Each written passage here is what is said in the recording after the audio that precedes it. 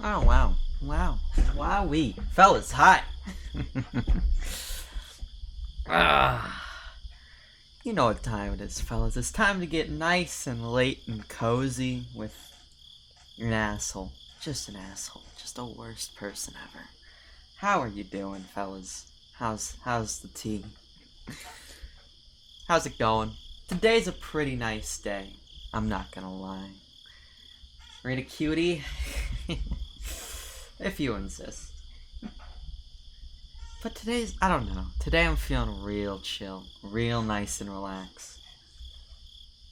Today I got news of, I got good news and I got bad news. The good news is the upholding of equal marriage rights. Good on you, boys. God bless. My honest feeling? I don't know.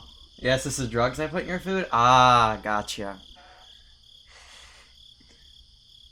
Gotcha. Alright, fair enough.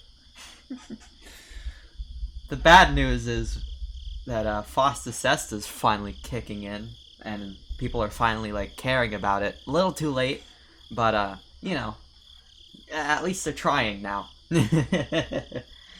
I suppose it would take something like the whole Pornhub thing to finally like get people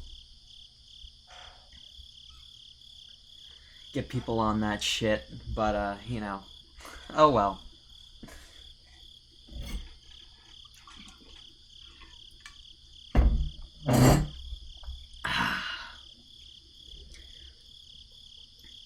Regardless of that fact, I want to feel nice today, so I'm going to ignore the impending doom that looms above the sex worker industry in America. I'm just gonna ignore it. So today we're gonna be reading some more Higurashi when they cry. We've already had one death. I'm fucking terrified. Are you terrified? I'm terrified. Now, I've been playing a lot of Escaluda as I get this all booted up and stuff. I've been playing a lot of Escaluda too. After Friday, I'm fucking right back on it. I'm addicted.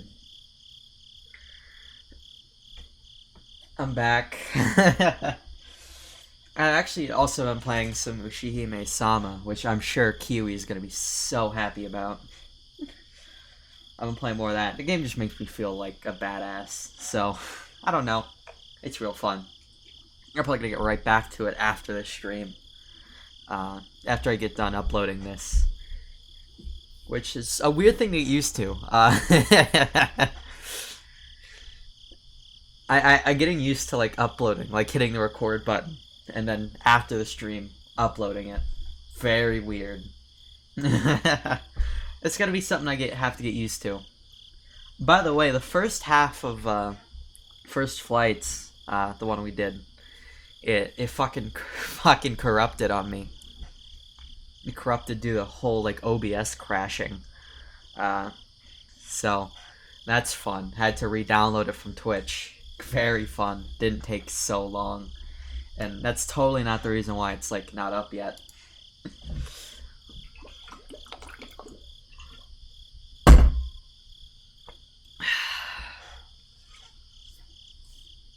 Alright. Let me just mute this.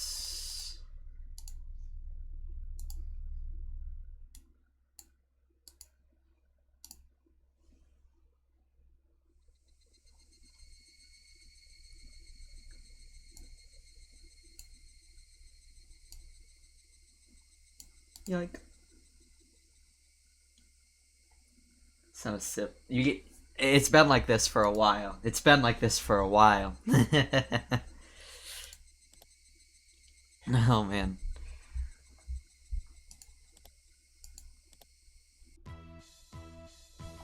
Oh man, aren't you guys happy to have a fun, wholesome day?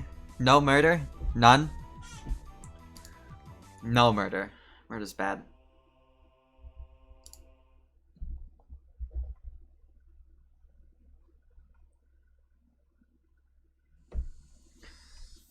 Hypovolemic shock induced by clawing out their own throat. Tissues packed under the nails. Not someone else's nails. It's undoubtedly by the individual's own nails. The shape of the scar also matches. Yeah. I know the immediate cause of death was suicide. I get it. No arena cam? Yeah, no, we're just reading. We're just having a chill time. Actually, what voice did I give this man? What voice did I give this man? I forget. Oh god, was it? I know it wasn't this one. This is the one I gave to the dead person. But oh god, what did I give it? Oh, that was probably this one. No, it's not a. It's not Mr. Cranberry Man. On cam soon? Yeah, once we get back to like playing games, probably tomorrow. Oh god. Well, I mean,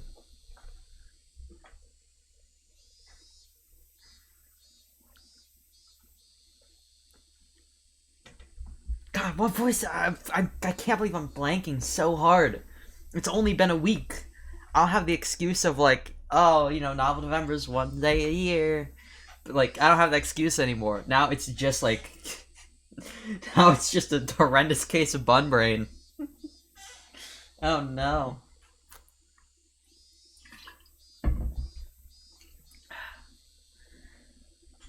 Oh god. I can make you sip. Don't do that. Don't do it.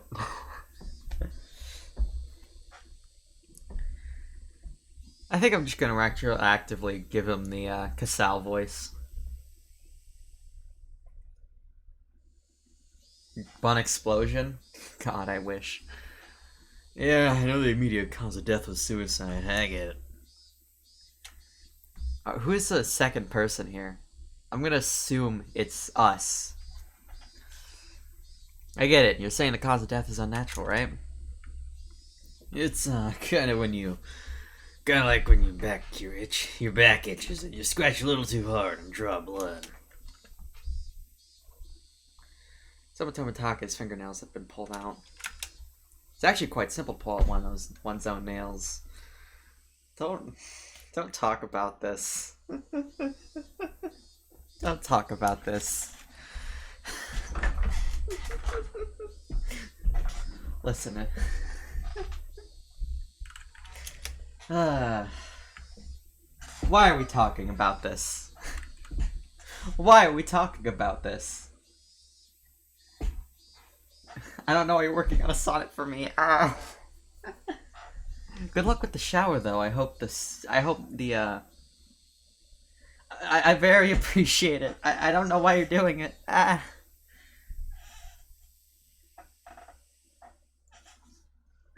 hope you enjoy the nice little casual reading we're going to be doing. Hope it soothes you in your shower. Also, there would be a lot of bruises on Tomatake's body. It's clear from the shape of them that he was assaulted first by someone or a group of people.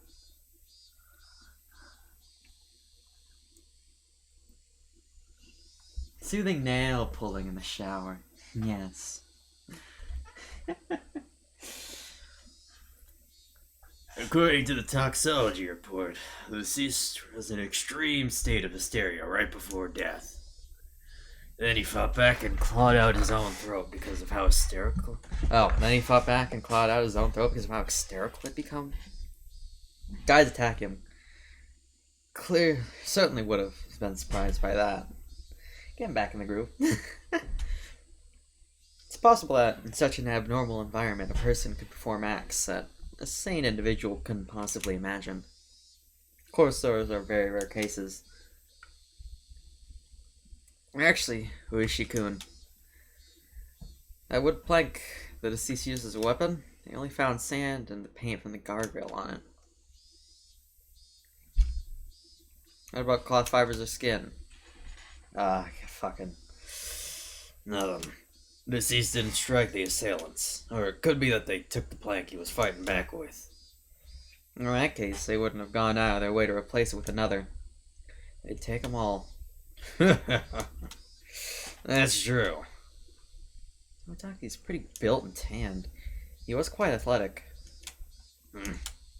That's right. He was pretty active. I can't imagine what kind of sports he did when he was alive, but I think his physical strength would be on the higher side. Meaning it would be difficult to overpower in a brawl. If a man with such physique sensed he was in danger and swung on the plank quickly, it's just unthinkable that wouldn't even nick the perpetrator. And his opponent was unarmed. He's got a wooden plank, so you'd think he'd hit him at least once. Surround, take someone down, take down someone of his physique. I wonder how many people it would take. You dimwit, you should know better than anyone. Have you forgotten your bad cop days? Oh, fuck. I don't... No indication of who's speaking, god damn it. I'd take down this guy, how many would I need? When a group wants to take down big prey, it's fundamental to attack with numbers. I'd guess about 4. Even if there was a gap in their strength, I'd manage. And there were quite a few perpetrators, so any drunken disorderly groups of more than 4 are suspicious? A group of 4 more. If they had that many, then couldn't they have hidden the body in a less obvious location? Or did he somehow break away from that fatal predicament? And there'd be no reason to commit suicide. Moreover, I still can't comprehend the irregular way he died. It's full of mysteries. That's under serious consideration on my end, too. I'll be examining it as thoroughly as possible, but don't get your hopes up. After all, we've never encountered death like this before. I'm not hoping for much, but I am looking forward to the results. Oishi-san, the chief's calling you. Thanks, see you around. Yeah, best wishes. Alright, search notice. Jiro Tomitake, deceased. Resided in a cheap hotel in Shishibone City. Registered under the name Jiro Tomitake. Pen name. Travels via folding bike. No license. The bike was found 300 meters away, abandoned at the side of the forest path. Present on the day of the festival, accompanied by the missing Mio Takano. Was seen around by 9 p.m. by police. Location afterwards unknown. Held residence in Yamazawa for 1 week each season for the past 5-6 years. Freelance photographer specializing in wild birds. Check with magazine companies. Nothing suspicious in the film located among the articles of the deceased. While it was amongst the articles of the deceased, mere act of violence. From the contents of his wallet, he spent most of his time around Tokyo and Shiba. Along the Sobu National Railway line. No individual matching the name Jiro Tomitake in the residency records of any Tokyo wards. Compare to the identical records. Send to Metro Police. Attach a photo. Send to Metro Police. Contact new magazines regarding Jiro Tomitake. Mio Takano, missing. Nurse at Erie Clinic. Became close to Tomitake through her passion for wild bird photography. Resides in Okinomiya X, District X. Single. Witnessed accompanying Tomitake on the festival grounds. Currently missing. Abducted, or maybe a suspect. An important person of interest. Had no motive to kill the deceased. Squabble from jealousy. Need to thoroughly investigate the relationship. Place of work, etc. Need to get information from the police and seen again. I want some cream puffs. 4 jumbo ones. Oishi.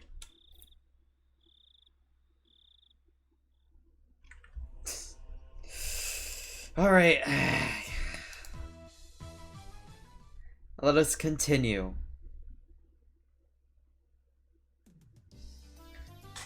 Sleepy. Whoa, that was a really big yawn, Keiichi-kun. I'm usually awake once it's time to eat, but doesn't look like anything new today. I was watching TV until late last night. I'm so tired right now.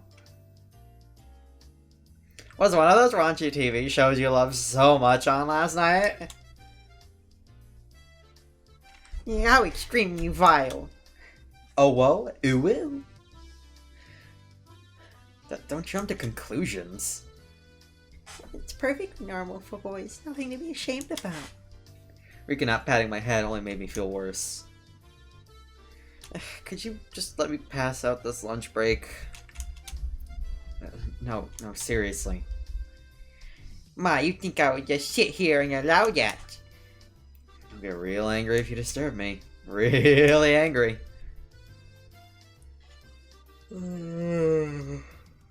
Yeah. This is just dreadful.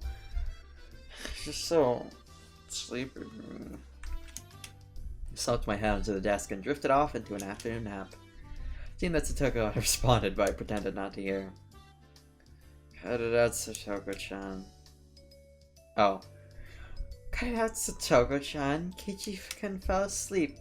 Oh, okay, it is Rena. Cut it out, Satoko-chan. Keiichi-kun fell asleep.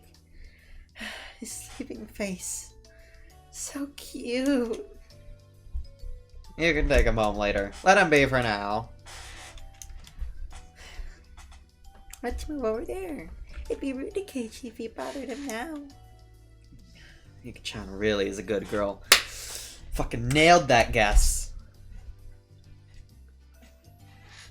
I can now wake him up even if the teacher comes back. Oh.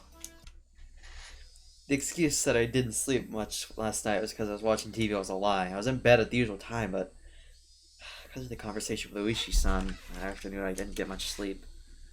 We're spending the day like this. It's almost as if the incident with Tomitake-san didn't happen at all. It made me think, was Uishi-san just trying to deceive me? But it was probably the truth. One thing was for certain, I couldn't speak to anyone about it. He wanted my assistance, but I really didn't know anything about it. If I knew I wasn't going to be any help, I probably would have listened in the first place. And ended up with me, again, regretting learning something I didn't need to know. If I never learned about it, I would, without a doubt, be goofing off with the rest of them right now. Couldn't help but resent Uishi-san for this. Huh? What was that? I heard he wasn't there the next day. Because he vanished in the night of the Wada Nagashi. He whispered to keep the others from listening, but I could hear it clearly. On the other hand, Rita's voice is even harder to pick up, but I could still tell that she was quite upset. Couldn't be. Are they talking about Tomitake-san? Not sure. That's all I know. I have to feign ignorance about this talk because I need to keep it a secret. Rather than waking up and being forced to lie during the conversation. It's much easier to just sit here and pretend I was asleep and listen in on the discussion. Wait, why did I have to pretend to be asleep while eavesdropping on my friend's conversation? The guilt stung. So me and the others, there are others, right? They don't know if it's from the curse or if that was an Oni Kakushi. Oni Kakushi? Oni Kakushi? To be hidden away by a demon? What a mysterious phrase. I did, however, get the feeling it meant nothing good. I know. There's another, right? Right? I mean, if it's Soyashiro's almost, yeah. But this year at all? Grandpa the mayor talked about it. Seems they talked to the police about it beforehand. They said they'd take care of whatever happens this year without causing a commotion. And I was knowing it somehow. With them, you mean? Maybe. Next could meet. I wonder. Don't worry. You got home safely. But it's not allowed, right? That was a long time ago. Let's stop talking about this. Amidst the uncomfortable mood, both of them went silent. The entirety of the conversation was still a bit unclear, but a few parts caught my attention. First of all, the term Oni Kakushi. To be demoned away. What context it was used in, I guess it was similar to being spirited away. I suspected that's what it meant because Tomitake-san and that woman, it really bugged me that I didn't know her name, vanished after the one on Nagashi. The next thing that stuck out was when Rena said, "There's another one, right?" He also said, if Toyoshiro-sama's, yeah, we're responding to something. If Toyoshiro-sama's curse, then it had to be 2 victims. Is that what she meant? I'm thinking about it. I remember Mion saying at the beginning that they didn't know if it was from the curse or if it was a case of an onikakushi. Seems the curse and being demoned away are different things, and that they were phenomena that were paired together. I recall Tomitake-san's terrible end. That wasn't something as elegant as disappearing. That horrendous end would be best described as cursed. And the woman with him. I mean, she vanished because she was demoned away. What I do know is that there's not only an even number of victims of the curse proper. And the last point that bothered me was Rena. Rena was frightened. For what reason, I did not know. However, she knew something that had made her a potential target for Yoshiro-sama's curse. If I recall correctly, Yoshiro-sama should be the guardian deity of Hinamizawa. Isn't a guardian deity supposed to defend the citizens and drive out invaders? If I recall correctly, yesterday, Oishi-san said that originally the targets were enemies of the village, but recently there was no longer any distinction between them and regular outsiders. If that was the case, then I would think that I'd be the more likely target, having moved here more recently than Rena. From her composure, I can infer that she was grimly certain that she would be next. I should probably relay what I just heard now to Oishi-san. Rather pleased with what I heard by eavesdropping on my friends while pretending to be asleep. Made me feel terrible. I raised a few questions, left me with a bad taste in my mouth. Would it be better not to seek the answers to those questions? As I continued to learn more and more, I felt like I'd fallen past the point of no return. I would definitely regret this one day. I would definitely regret ever having learned of these events. The teacher approaches. Keiichi-san, you must awaken. In the distance, I could hear the ring of the handbell signaling the start of afternoon classes. Ugh, I couldn't even sleep at all. I hastily opened my eyes and raised my head up. It was in that moment when I leaned against the back of my seat. Ugh! There's a thumbtack stuck on the back of my chair with tape. Circumstantial evidence was enough. Satoko! Guilty without trial. Capital punishment! Furiously jumped up from my seat. To my feet, and I tripped as if my feet were tangled up. My shoelaces had been tied together. Not bad, Satoko! While I was sleeping, you were able to conceal your presence and be able to pull off this fine piece of work! Ichi came in right as I was about to pull off my shoes and tackle Satoko. Yo ho ho, did you not notice that a teacher has arrived, Keiichi-san? Take your seat. Clump, clump, wish, whiff. After Karen went back, I made her eat a flick to the forehead.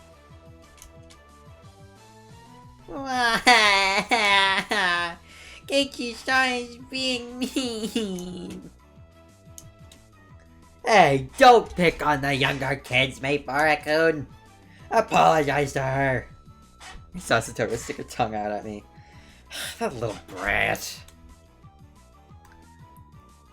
Come on, Maibara-kun. Yeah, I'll apologize. Sorry, Satoko-san. In any case, I apologize, even if it was a completely insincere form of voice. Damn her, I'll remember this. Kei-chan, Kei-chan, get your revenge at the club meeting. Take your seat, take your seat.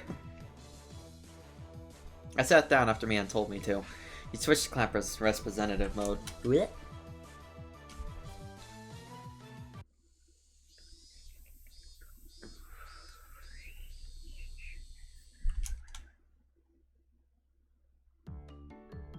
With the boring classes finished, school's finally over for today.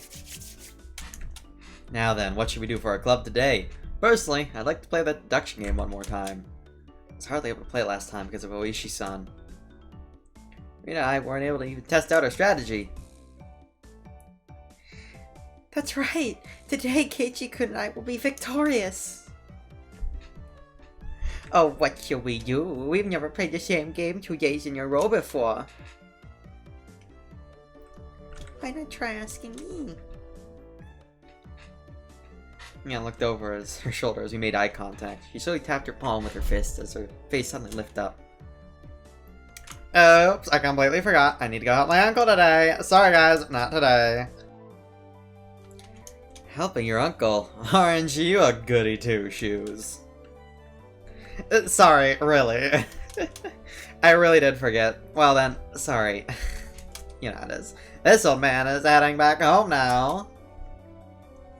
Man left us with that and rushed off to the exit after snatching up her bag. You see, Michan, she sometimes goes out to help out at her uncle's shop in town. Ah, I thought you were the type to get caught up with such bothersome stuff. She said that she gets paid for it. It's quite a bit of spending money from what I hear. I see. She was able to pay for that mountain of gains with what she saved up from there. But that, when you call that a part-time job, isn't that against school policy? There's a clause that states family businesses are excluded. That's what she's calling it. So, what now? Pass on the club today? So, we're done today, I guess? I guess. Won't it be fine even without the club president? Let's do this! Up in the club locker, began searching for the deduction game from the ever-growing pile of games. Ah, here it is. The deduction game from yesterday. And I had to stop just so I was getting the hang of it. At the very least, I want to repay Satoko for what she did for the afternoon break. I do not mind, but if that's fine for Rina-san and Rika. If Keiichi-kun wants to so badly, I wouldn't mind playing for a bit. I think it's better when we do a tap all the time together. He says it like that.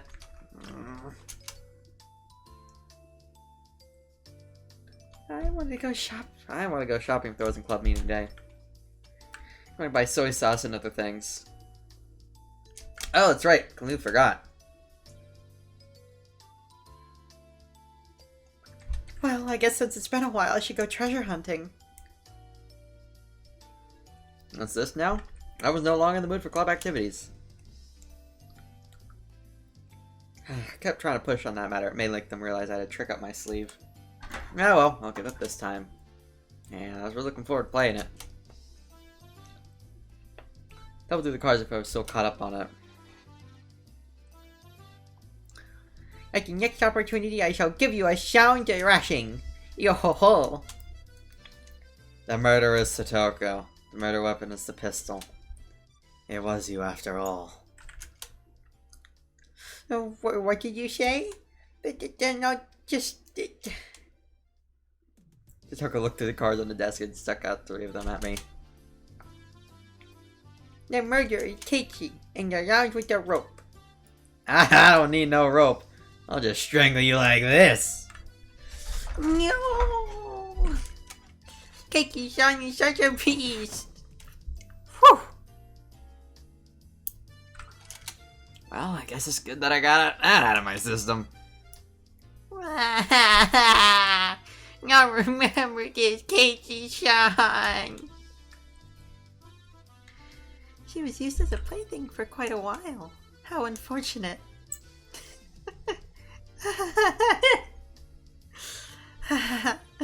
Cute, cute.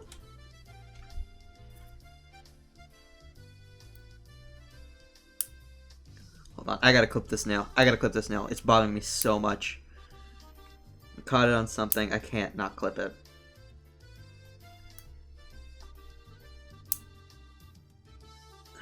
Thank God. Thank God. I'm like really anal about my nails. I don't know what it is, but like having like even like slight like weird like stuff about my nails, like I can't fucking get over it. I'm like, oh my God. Like, why are you like this? I don't know what it is. It's just kind of a thing. I don't know why, but whatever. What can you do, I guess?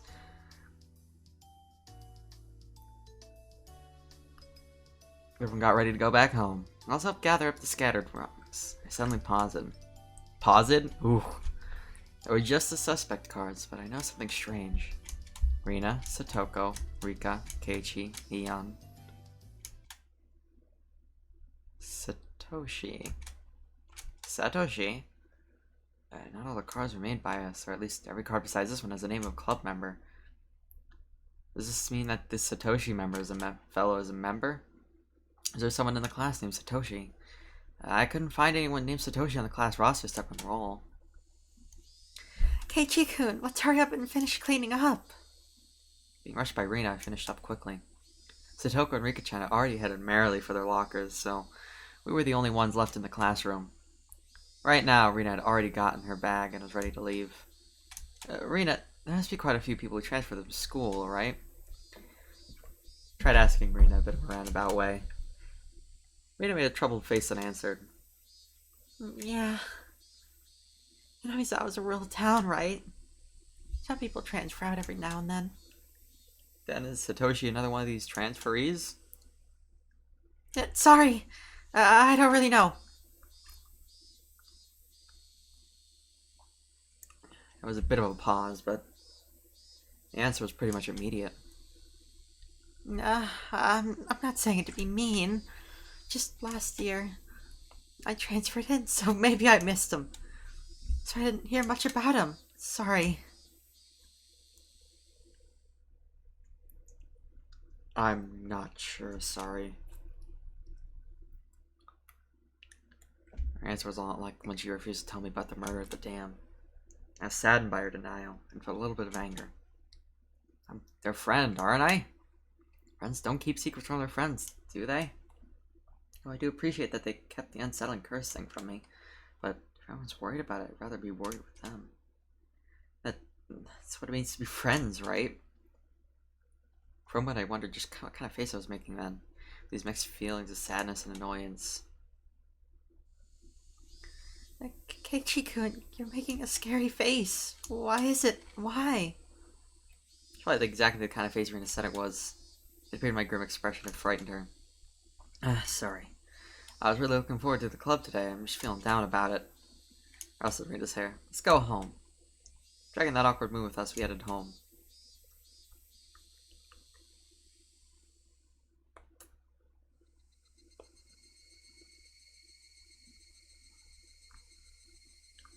I wondered why.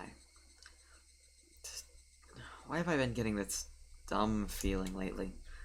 I didn't know anything. I had nothing to worry about. I was just enjoying my everyday life. That long, outstretched shadow gave no answer to my naive inquiry. Keiichi-kun, are you tired maybe? Maybe. Rena timidly questioned the reason behind my mood. I'm sure my expression made the situation even more unsettling.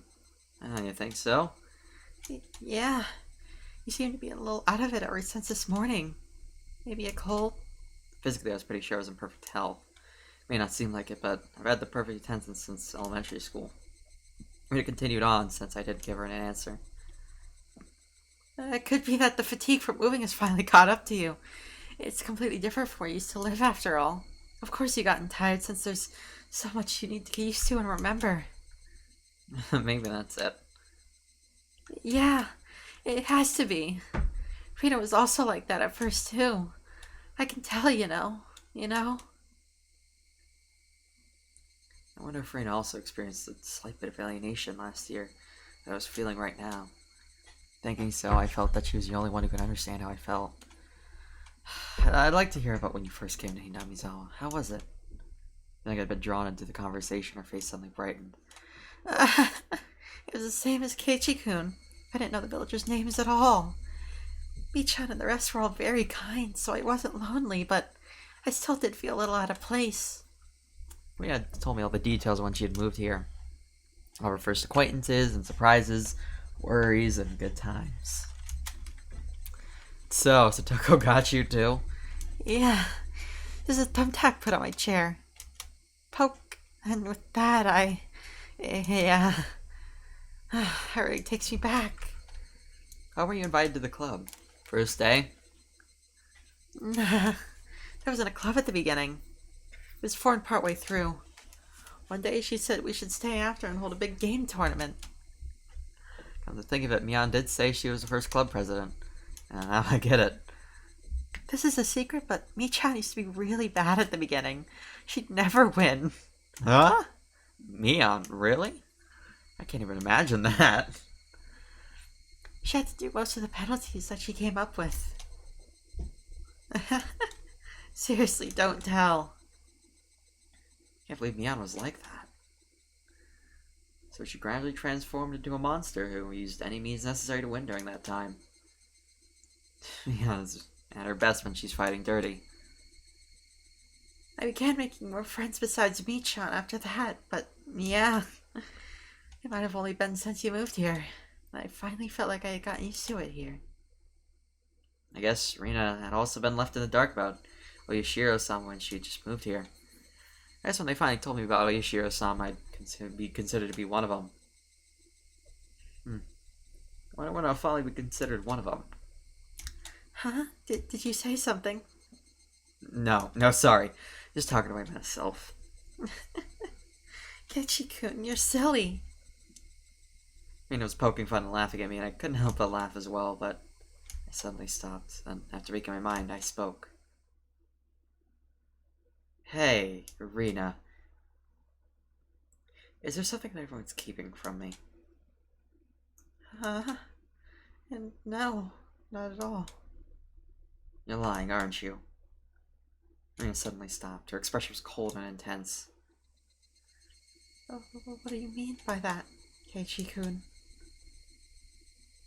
Her tone is still the same cheery and lighthearted one as before. You are, aren't you? Keeping something from me. Noticing what I meant, her expression grew even more intense. Seeing my face, I regretted saying something so rash, but she came back at me in a way I didn't expect. Well then, Keiichi-kun, aren't you keeping something from us? Uh-huh. Her tone didn't change, but this was the first time I'd seen this expression from Rena. With her gaze pierced through me, I couldn't believe this was the same Rena. Aren't you? Lies or secrets? Aren't you? You are. Secrets. She didn't actually say that part, but she looked as if she did. I just with Tomotage-san and how I felt alienated from the group. Even not having to think about it, there were things I knew that I felt guilty about, but I didn't tell everyone about what happened to Tomotage-san to be considerate. I was keeping it a secret just the same way they didn't tell me about Oyashiro-sama.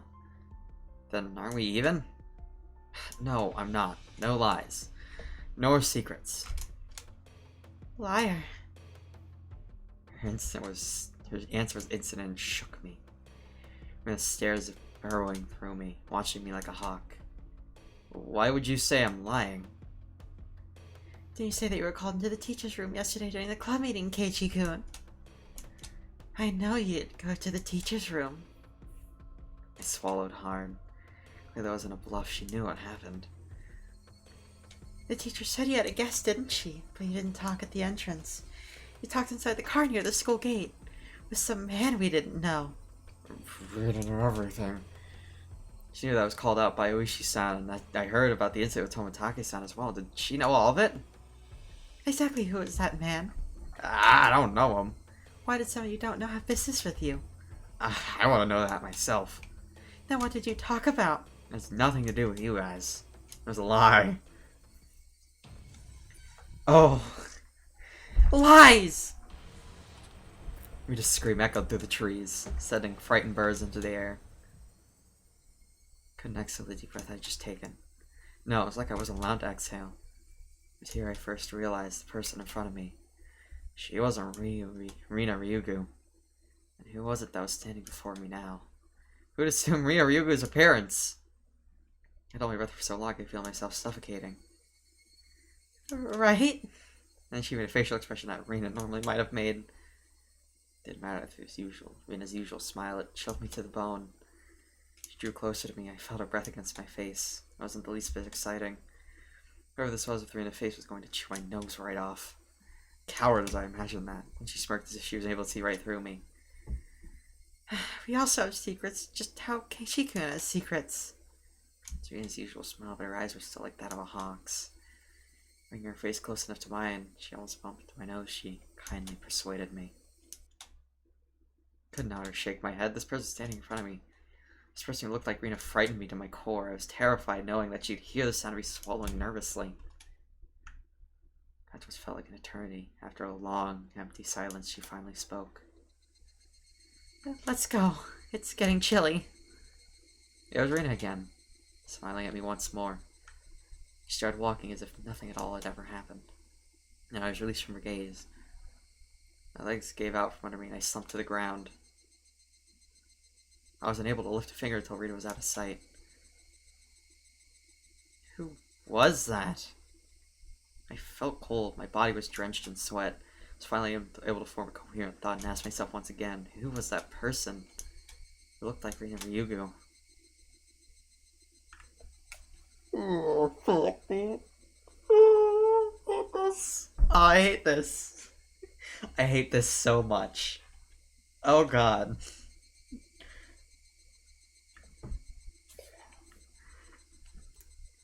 I need to fucking get my energy out somehow. Holy fucking shit, dude. I'm fucking nervous. I was out of it and couldn't bring myself to do anything until dinner except stare blankly into space. Was I terrified from Rena going off on me? No, that's not right. I was someone else who only looked like Rena. And who could have it been? It was a dreadful feeling, knowing that someone else, not Rena. So tomorrow I shouldn't have a problem talking to Rena like I usually do. I thought it was strangely comforting. I concluded that I should just calm down and clear my head, though those thoughts continued swirling around my mind. Finally, I returned to my senses as I heard my mother calling out to me from the bottom of my steps. Keiichi, that's a call from the bookstore. Bookstore? Can't think why they'd be calling me. I went downstairs and picked up the receiver anyways. My apologies for calling so late at night. Oh. Oishi of the Okinawa Bookshop. Oishi-san? Oh, so Oishi-san. Sorry, since your patients picked up, I said I was from the bookstore. But to be beloved, I say I'm a police officer. Oishi-san was, in his own way, rather courteous. Even so, I didn't want my parents hearing me talk to the police. I brought the cordless phone with me as I dashed back up to my room on the second floor. Sorry for calling so late. That phone number on the piece of paper I gave you yesterday was the old number. My apologies. Can you copy down the number I'm about to give you? Ah, yeah. Okay. He gave me the number for his direct line as I wrote it down. Thought that was the end of it, but he began making pointless small talk. It was pretty hard to hang up. So how's Ben, me Bara-san? Anything strange happened recently? I see. This is the real reason. He really beat around the bush there. His adult conversational skills let me slack-jawed. Are you from around here, Oishi-san? Yeah, I am. Born and raised in Okinawa. He's from around here. He might know. Oishi-san, do you know what this Onikakushi thing is about? I believe that's when somebody suddenly vanishes because they've been abducted by a demon. Special saying from around here. Has the same meaning as spirited away, like everyone else says. As my friends would say they didn't know when I asked. This older man gave me a direct answer. Made me a bit happy that he answered me directly without trying to hide anything. Hinamizawa was... I'm not sure how to tell you this. Oh. Hinamizawa was, I'm not sure if I'd tell you this, Mibara-san. Don't try to play this off. If you're not going to talk, then I'm not going to tell you anything. No. That's not what I meant. It's just, may make you feel bad. You see, long ago, Hinamizawa was feared as a village where demons reside. Demons? The demons you mean those pitchfork-carrying things in hell? Or like human-eating monsters. You go down to villages, snatching people up, and gobbling them down. That kind of tale. Demons snatching up people is what the Onikakushi really means. They said the curse and being demon always happen together. Oh, fuck. Huh. They said that the curse and being demon away happen together. What does that mean? I already knew with the mysterious deaths happening 5 years in a row. But I didn't know there were people disappearing for those same 5 years. Curse and being demon away happen together? First I've heard of that. So how it is, Mibara-san? That's what I'd like to know. I heard Rina and Mian talking. You said it was really Oyashiro-san's curse, and what the curse and demoning away would happen. Oh, he's just gonna be getting hemming and hawing on the other end of the receiver. Maybe something about that came to mind. Hey, Mara-san, do you know the first incident? The murder by dismemberment. Yeah. One of the 6 perpetrators is still on the run, right? Hypothetically. What if he isn't on the run, but he was demoned away? There's an outrageous hypothesis from Muishi-san. The incident 4 years ago was the particularly ghastly one. Police already knew the perpetrators. They posted tons of wanted posters with his face on them. They staked out various locations and investigated every possible escape route he had. But after 4 years, there wasn't even a hint where he might be. Unless the police were completely incompetent. Even if it was an outrageous hypothesis, I couldn't simply laugh it off. And what about the incident next year? When the man who supported the project and his wife both died in an accident. Well, actually, it's only the husband who died in an accident. His wife's body never surfaced. Unless you found the body, it's considered a missing person by law. Time of the incident, the river below the cliff near the muddy rapids. Police divers had searched every branch of the main stream off the river for dozens of miles, but in the end, they weren't able to find her body. That's just not being able to find the body. She's still dead, right? Is it a different being here being named away? You can't say someone is dead without their body. Until a certain number of years pass, by law, she's treated as alive. I'm not sure it was right to call that being demoned away. Wife is missing. At least that part was reality. How about the 3rd year? The Shinto priest died of an illness, and his wife committed suicide. Hey, Mara-san, it's actually the exact same scenario.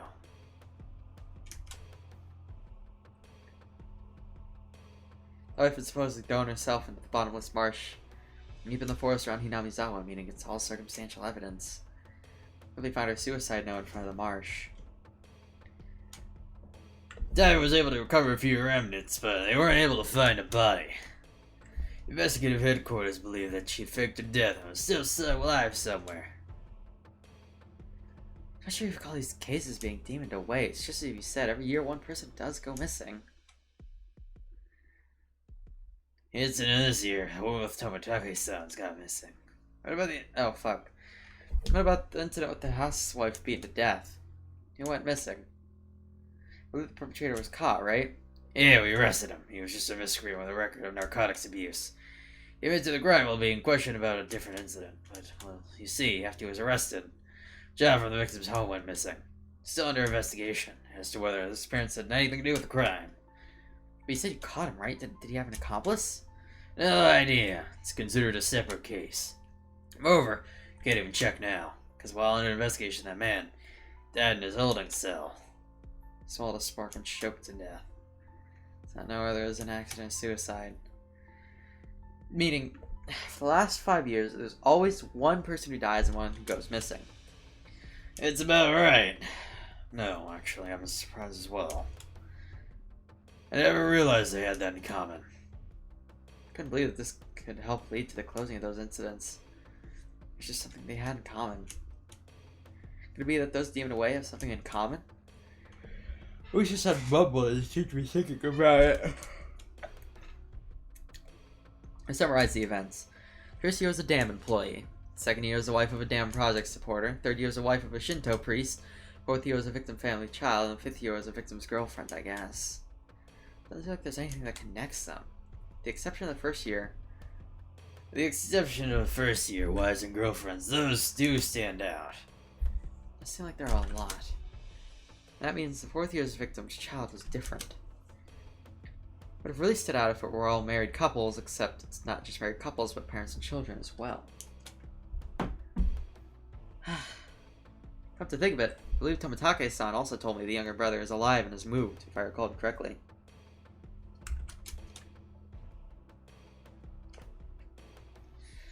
Child that went missing in the fourth year, who were they? Apparently he was quite mature, 1 year older than you. His name was Satoshi Hoshu-san.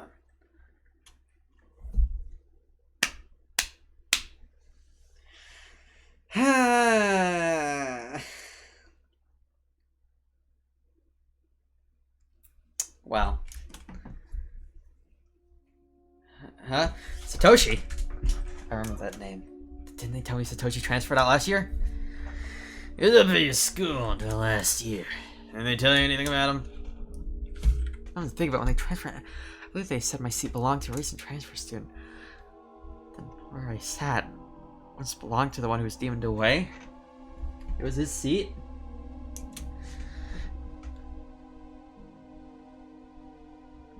I recall the cold sensation that came from that desk. It made my hair stand on end.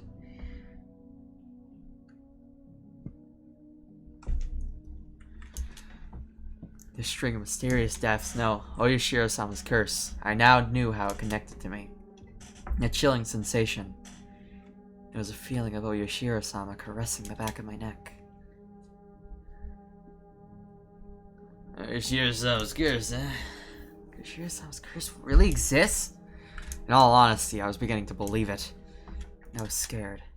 That's why I wanted to say it was a plot crafted by a man and not the work of a curse, but the more I dig into it, the less likely that seemed. No, the more I dug, the more mysterious it became. I kept digging, eventually I reached a point where I learned something I really shouldn't know. To either be none the wiser or to seek an answer I may regret, which one would I be happier with? Maybe it'll be me next time. My execution could only be delayed for 1 year. That was when I remembered Rena.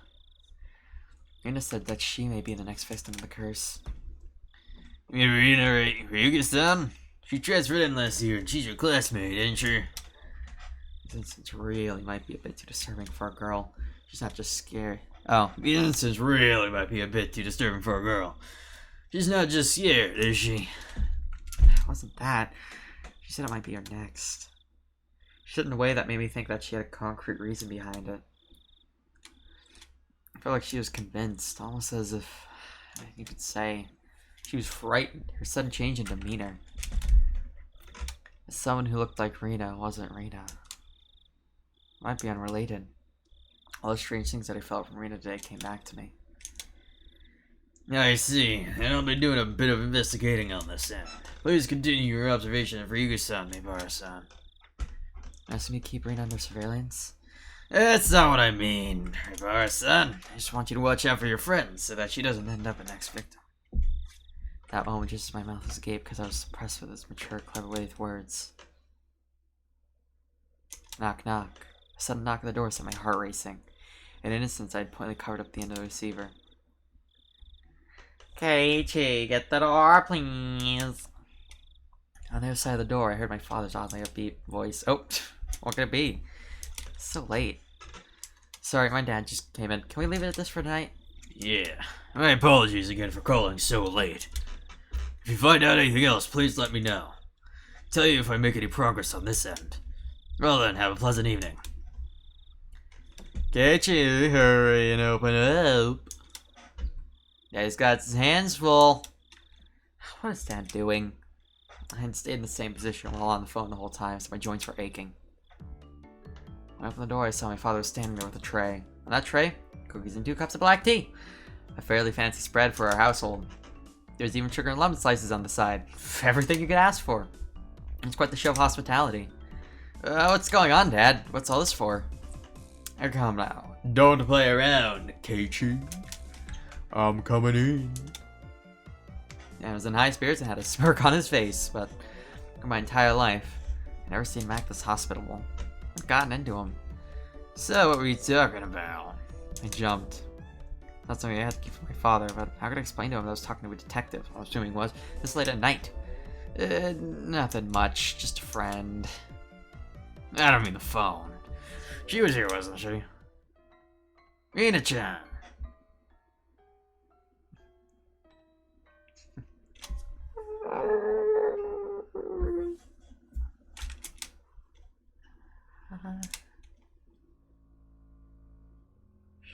She wasn't here.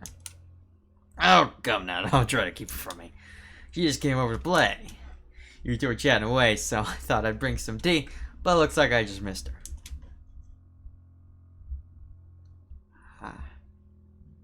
I had no idea what Dad was talking about, but a cold sweat dripped down my back. How long were we talking? Rita chatted upstairs about half after. So I'd say it was close to an hour, I guess. You saw her come to the second floor. Yeah, I did. I also told you that your room was the door down the hall. The stairs. No. Rita came to my house an hour ago. Dad went at the door and called out to me on the second floor. I didn't hear him because I was so focused on my conversation with Higurashi-san. I replied, but I knew he was in my room, so I had her come inside. I told him my room was on the second floor. He thanked my dad and went upstairs, and about an hour passed. I asked my dad just as he was bringing up tea and left. Came upstairs, about an hour passed. Then passed when my dad returned home. Then, after she came upstairs until she left, where was Rena? There's only a short hallway between my room and the stairs. Meaning, Rena had, for about an hour, in the hall. No, she couldn't have been staying before my door all that time. The door to my room was particularly thick. You could easily hear everything being said inside. All the ominous things and the nonsense I spoke to Oishi-san about began rushing through my head. Oh, honey, don't tease him. More importantly, you need to clean up your studio. Oh, this is Mom. It's a mess again. Mom yelled up Dad from downstairs. Dad looked betrayed with me and went downstairs with a disappointed chortle. I followed the Dad out of my room with my eyes. Looked down at the floor in the hallway where Rena might have stood all that time.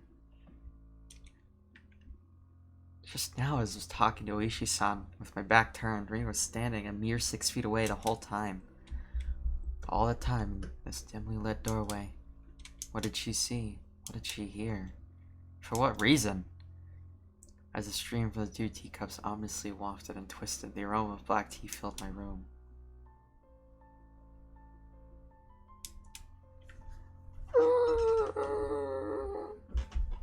Fuck, dude.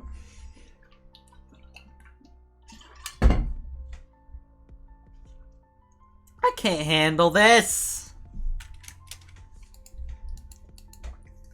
Fuck. Getting fucking achievements. Jesus. Oh my god. I fucking can't. I don't know why this game makes my hair raise and puts me on edge like nothing fucking else. Holy shit. It's insane. Alright. July 1st, 1982. To Departments 1 through 12. The X-Prefectural Police Headquarters. Director General X. To the Chief Constable and all facility managers. Regarding cases situated in Hinamizawa Village, notice. As a case in Shishibane City, Hinamizawa Village has been reported by certain sections of mass media and has drawn global attention, which is causing serious repercussions for the local residents. It has become a very serious situation. To protect the livelihood and prosperity of the residents, the following notice has been issued. 1. Designate the following criminal investigations as classified. Okinomiya Station, 1982, case number X. Hinamizawa Village housewife murder, dated June X. Okinoma Station, 1982, case murder number X. Hinamizawa Village student disappearance, dated June X. 2. Non-disclosure of information. Okinomiya Station, 1979, case number X. Hinamizawa Village site foreman murder, dated June X. Shiro Station, 1980, case number X. Shiro Natural Park falling incident, dated June X. Okinomiya Station, 1981, case number X. Hinamizawa Village Shinto priest's wife disappearance, dated June X. 3. Requesting self-restraint from each organization concerning the release of sensitive information. Please see attached reference materials 1, 2, and 3. Management, X. Prefecture Police Headquarters. Internal line, X. Police Affairs Department, X, X.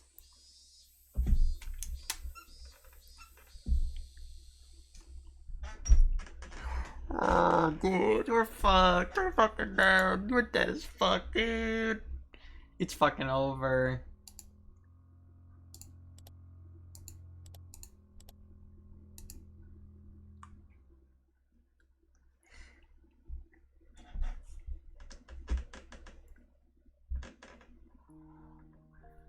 We're in a fanatic.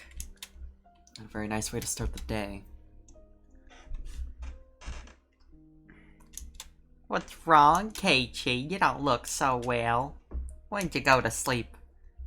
Seeing that my mom had noticed my sullen state. Yesterday I kept on waking up in the middle of the night.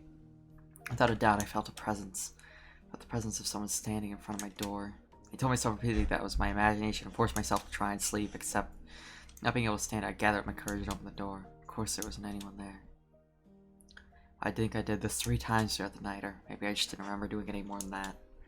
You know, I was able to get the breakfast table without incident. I still didn't feel at ease.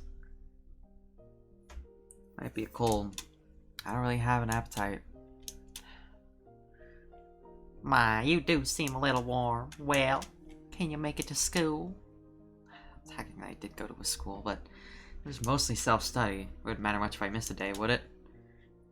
Could have been that I hadn't been feeling well for the last few days because I really did have a cold.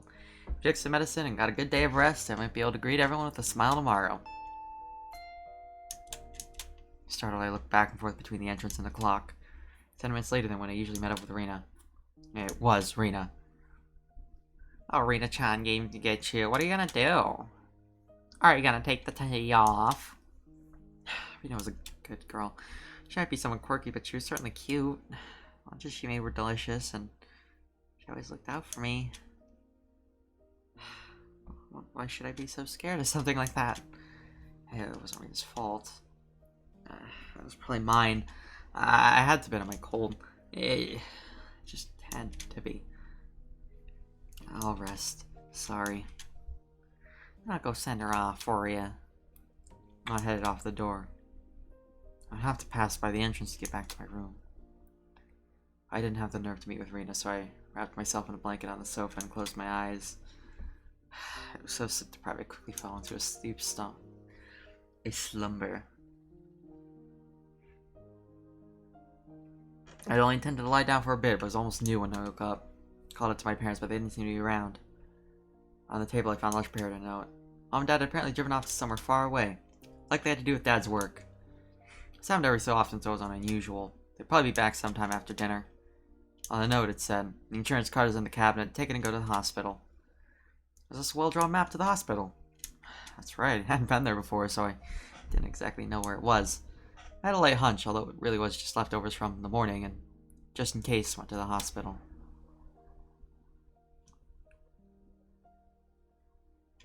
Normally I'd never be here, in the middle of a weekday. Just walking around like this had me feeling guilty. It was an odd feeling. Following my mom's map, I took a road I usually never used.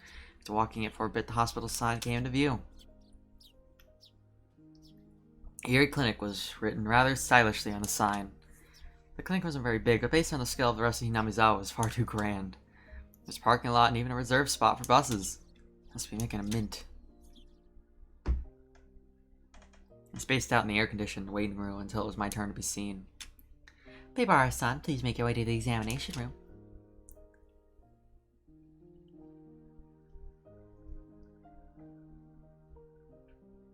After properly answering all the chatty doctor's questions, he responded with the old, it's probably a cold. He gave me a shot and 3 days worth of medicine. That was a little overboard, but if it would clear away the gloomy feeling I'd been having lately, then it was worth it.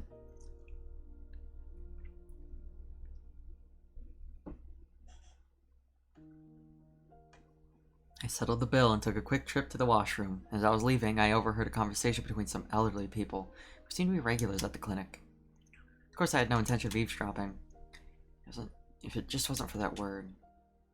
Must have been an Onikakushi. I wonder. She was still pretty young, might have just eloped. With whom? That man from Tokyo who visits every season. That one, young one with the big camera. Didn't you know they were getting along pretty well? Were they talking about Tomitake-san? I feel my ears perking up. I don't know about that, but you have to make preparations before you elope. Leave a note or quit the job or something. It's elopement because they didn't leave a note or a message. Thought that I'll never see a young nurse's face again makes me rather sad. Takano-san is an upstanding young woman. She'll be fine wherever she goes. So her name was Takano-san. That woman with Tomitake-san. And she worked at this clinic? Oishiro-sama's shadow was following me everywhere I went. I started listening more closely, but they began talking about fishing and it didn't seem like they were going to revisit the topic. I gave up and left. Thus, even though I was separated from the daily monotony of school, I wasn't able to escape from Oishiro-sama's shadow. But of course, Yashiro-san was the guardian deity of this place, of Hinamizawa. As long as I was in Hinamizawa, I wouldn't be able to escape.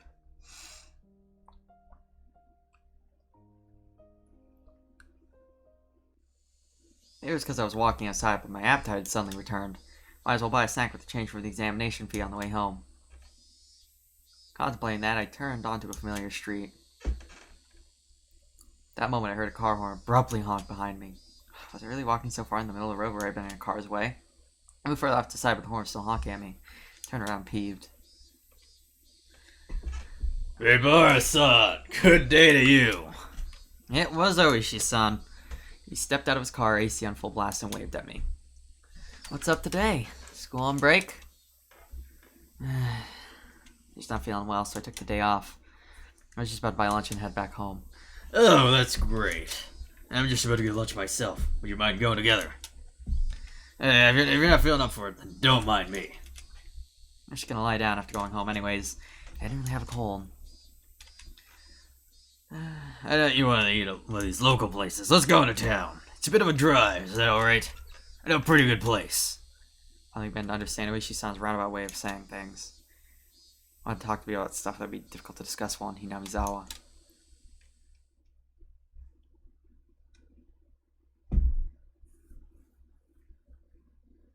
Out with Oishi-san riding in his frigid car. It's almost as if the bright sunlight outside was a lie. Sorry about calling you so late last night. Did your parents get angry at you? No. I recalled Marina had been listening to the phone conversation all the time, separated by me just by the door. Even now in the brightness of the sunlight, the thought still creeped me out. With a big bump that jolted the car, the road connecting to the city changed from dirt to pavement. My head swelled back with a sudden realization.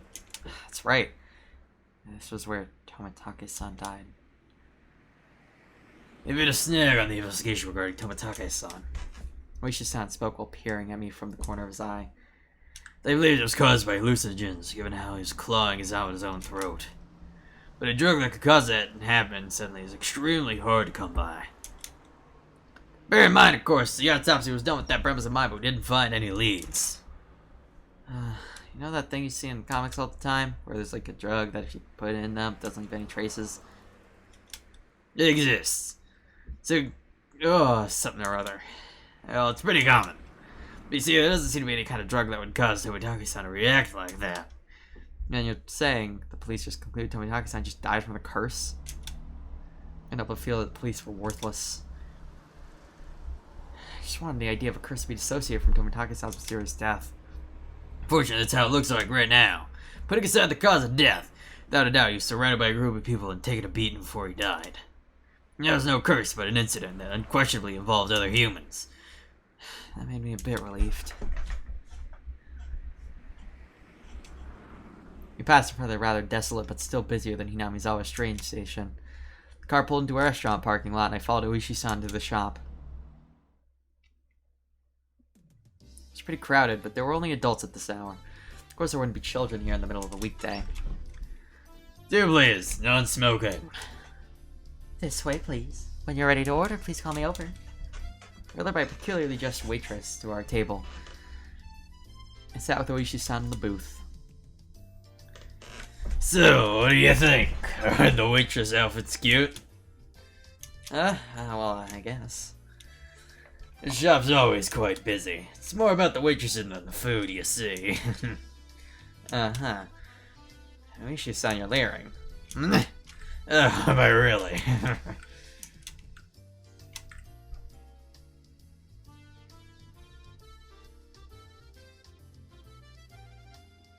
Regardless of how the waitresses looked, the food was decent enough. Finishing our meals while talking about some inane topic, Oishi-san's after-meal cup of coffee arrived at the table. Yesterday we talked about Hinamizawa's past, didn't we? Yeah, that was a village of Man-eating demons or something like that. I didn't know much about it myself, so I asked my grandmother about it this morning. Oishi-san took out the notepad that was stuffed in his breast pocket. Turns out Hinamizawa used to be called Unifuguchi, or Ogre's Abyss. Onigafuchi. That's quite the name. Name is still around. Marsh where the Shinto's priest wife drowned herself, assault killed Ogre's Abyss. Said that the deaths of the marsh connect to the realm of demons. course, nobody had told me anything about such an ominous marsh. And you see, it appears they were both feared and revered. Respect more to fear. Guess you could say it was kind of a deification. Village of unhuman creatures. Seems the demons were ascendant or mountain-dwelling mystics of some sorts. Taking villagers with incurable diseases into the ogre's abyss and healing them, for example. If we are calling them demons, taking lesser goblins or senin would be a more apt description. And it seemed like such terrible people, even though they were called demons. They're still man-eating demons. According to the story, my grandma. Oh fuck. According to the story the grandma told me, as payment for treating the son's illness, thus the mother who brought him here was apparently how things went. Price of carrying your son was herself? That's unsettling. Of course, the mother took her son and ran. And you see, all the people who lived in Onigafuchi, the demons chased them down, rounded them up, and captured them. Entire village, apparently. It's quite a frightening thing to imagine. Hold on, I want to see one thing real quick before we continue.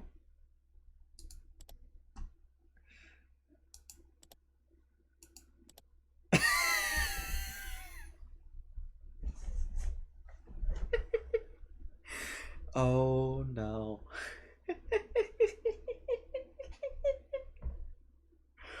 Oh, that's an emote.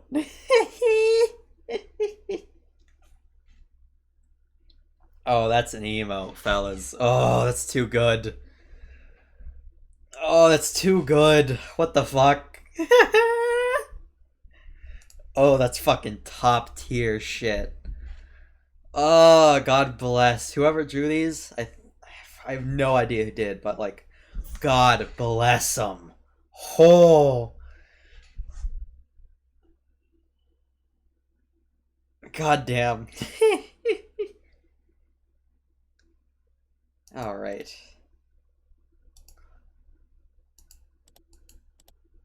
God, that's so fucking good.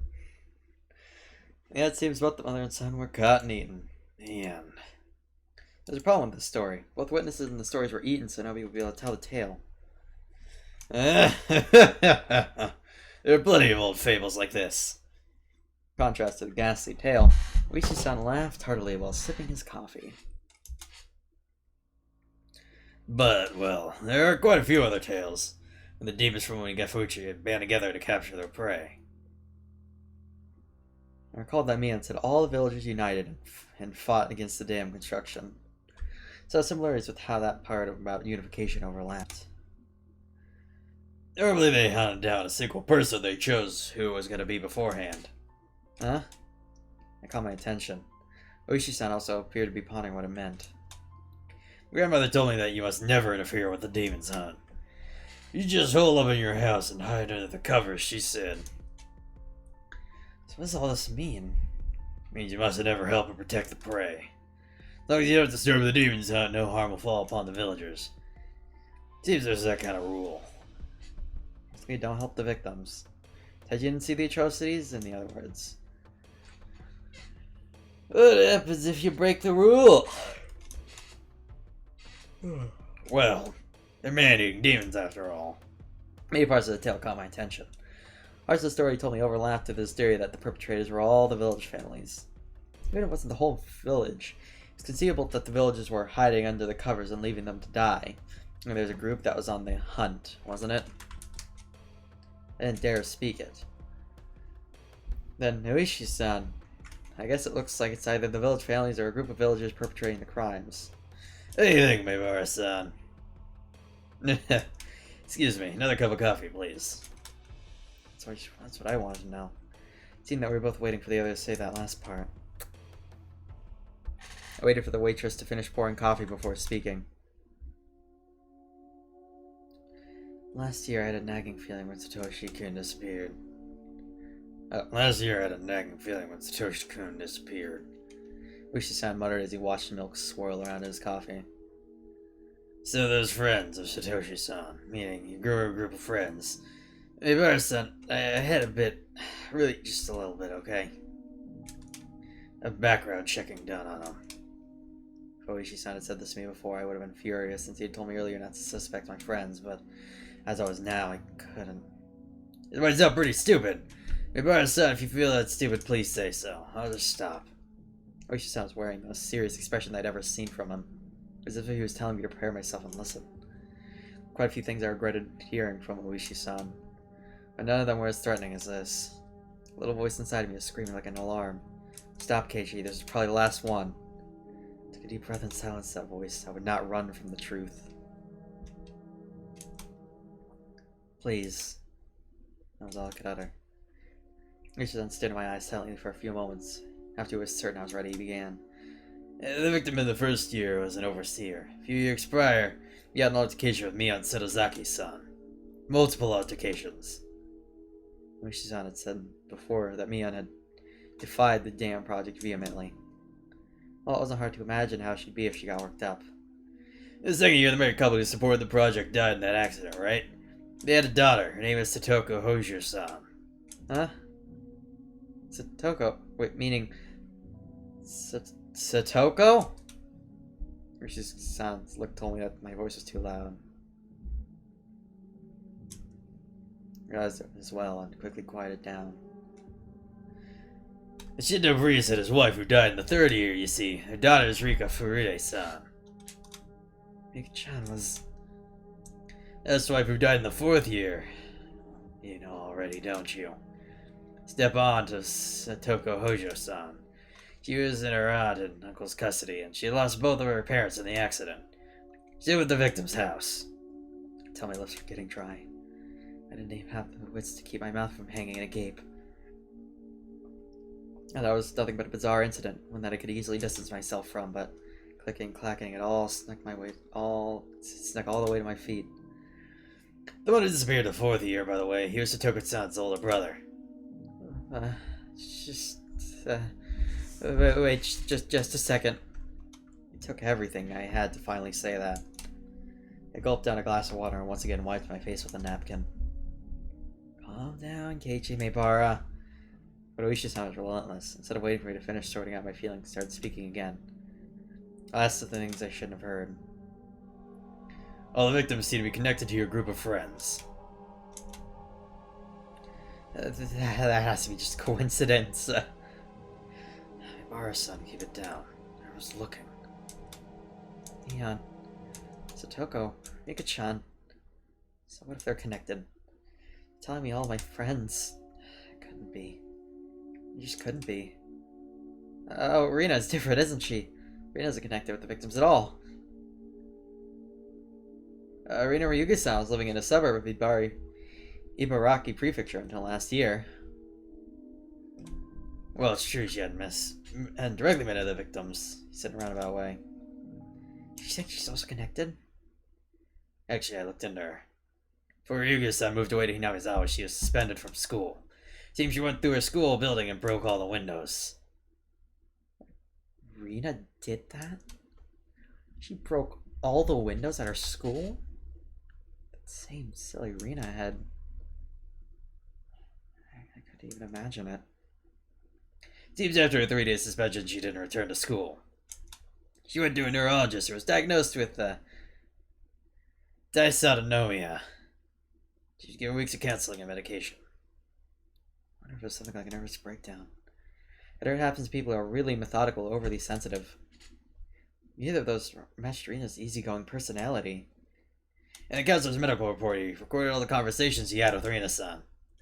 It shows up, and quite a bit of that. What did? I pressed forward carelessly. Could be any more for me to regret. She mentioned the word Oyashiro-sama.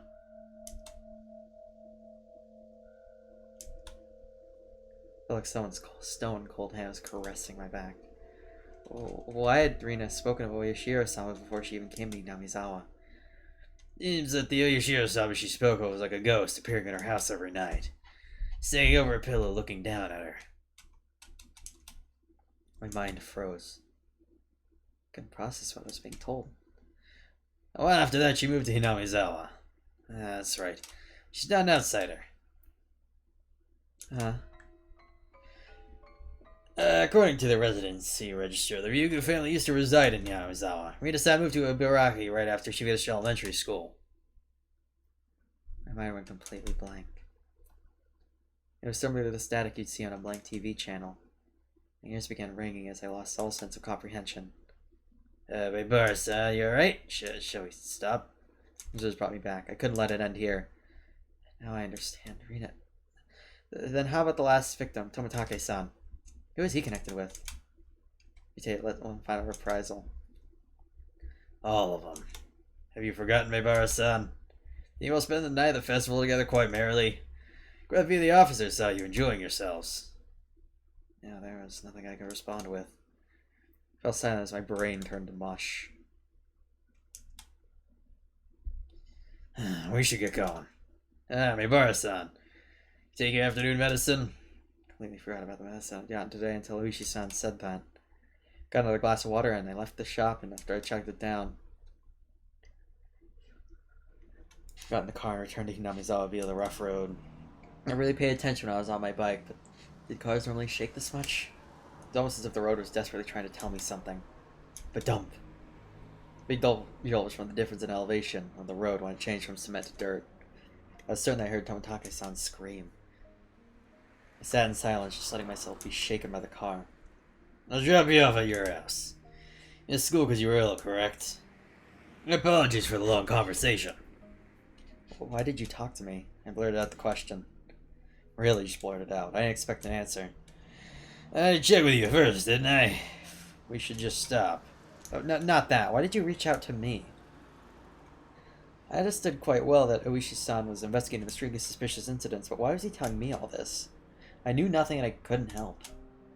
Everything Oishi-san had spoken to me was news to me. First of all, what could I, having just moved here, know? By chance, if there was a reason for Oishi-san to reach out to me, then it would have to be that it looked suspicious to Oishi-san, as I was part of Mion's circle of friends. I'm retiring this year. I plan on moving away after retiring as my grandma wants. So while I'm still on the case, I want to bring the truth behind this incident to light. So, Oishi-san, you suspect them, don't you? All of them. Oishi-san didn't really get a response. Felt a little late, but I thought it was his way of showing a bit of consideration for my feelings. This is mostly my intuition from 30 years on this job. Remember, son, you're the one in danger. Huh? I wanted to reply with that absurd, but in my downtrodden state, I couldn't bring myself to say it.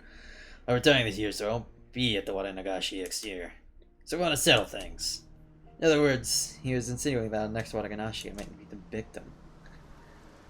I was warned by the chief as well. Each incident in the string of cases has been solved, so don't bring it up again, or so I was told. There's the pressure that I'm facing. Pressure from what? Someone in Hinamizawa. We've arrived. It's fine. After some time, the car finally reached the path to my house. The clock read 2 p.m. I'm surprised so little time had passed since we ate. I was held outside by the car. The chirping of the Higurashi hurt my ears. I won't mind if you just forgot everything I told you today. I'm still gonna keep investigating. I'll add no Yoshio-sama's curse this year. You're saying I should contact you if anything happens? It's fine. Just contact me when you feel you have to, Bar-san. I wasn't collected enough to understand Oishi-san's roundabout way of saying it. You should have taken it easy. I'm sorry for throwing all this at you while you're taking the day off because you're sick. I didn't really give any sort of response. I'll always be on your side. If anything, believe that. I'll be off now.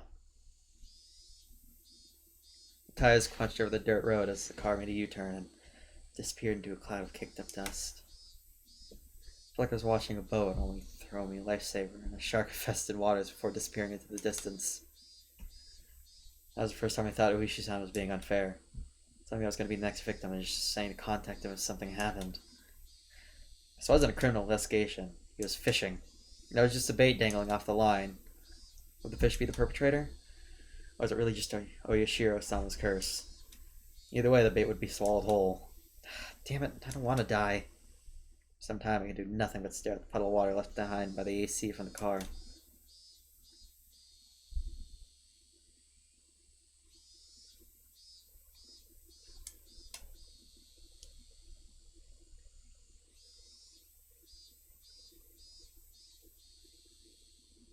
Dude!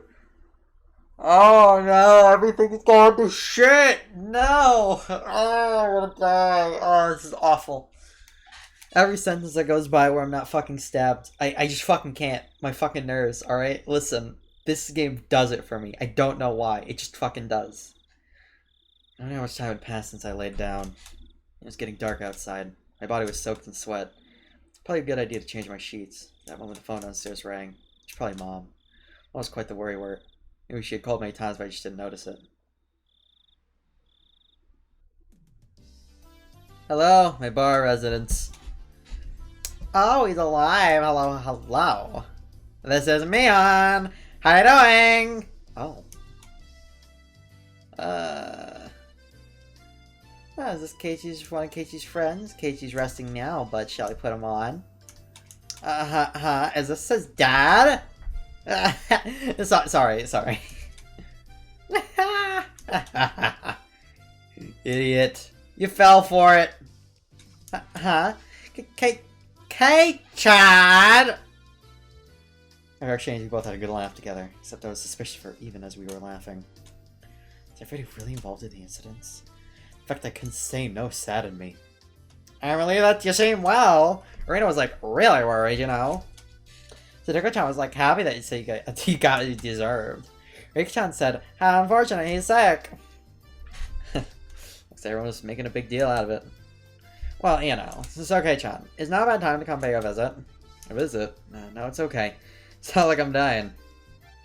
My grandma made a ton of mochi, you see. I was told to share them, so I'll bring you some. Hey now, you'll catch my cold. Not to worry, both Rena and I are too stupid to catch a cold. See ya! Be there in a bit!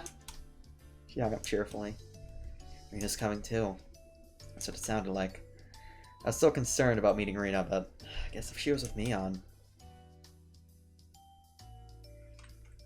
Heard the bell 10 minutes later.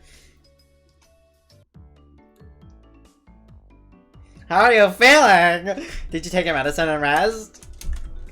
Did just that. Thank goodness you look well. I was worried. Sorry, I'll be fine by tomorrow. Man showed a complete lack of concern for someone who's recovering, and Rena looked like she had been worried about me from the bottom of her heart. Didn't look like there was anything behind those expressions. I thought we might hang out for a bit. It looks like you're not quite in the condition for it. You don't say. My face appeared a bit sullen. Then here, Keiichi-kun. These are the mochi Mi-chan's grandma made. Rena held out a package wrapped in newspaper. There might be about 5 in here. It was quite hefty. Thanks. Some regards to your grandma, Mion. Yeah. There's one I made in there as well. I wonder if Keiichi-kun can guess which one. This is Kei-chan's homework since he missed the club meeting today. Or, this is Kei-chan's homework since he missed the club meeting today. There are letters on each mochi, so I'll ask you tomorrow. Were you checking if I was feeling better, or did you just come here for club activities? Yep, looking fine. I guess you'll be able to make it tomorrow. Yeah, what are you gonna do if my fever comes back because of your shenanigans? Mi-chan, we shouldn't be making such a racket. Let's go. The other people here will get angry. Some of them thought my parents were home. Because of the entranceway was a mess. Alright, let's get going. By the way, Kei-chan. Yeah? What did you eat for lunch?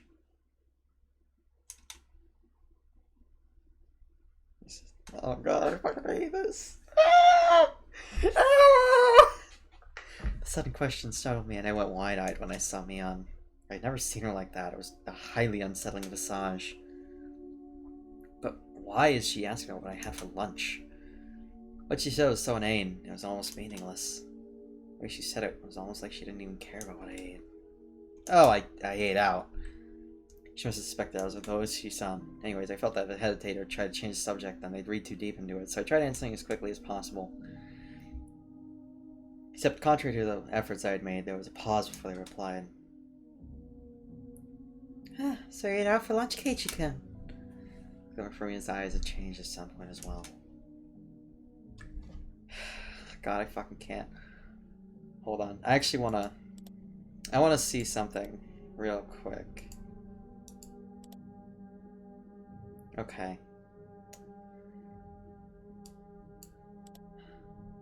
Holy shit, the new fucking sprites are like kind of terrifying, not gonna lie. I hate these fucking looks, dude. I hate them so much.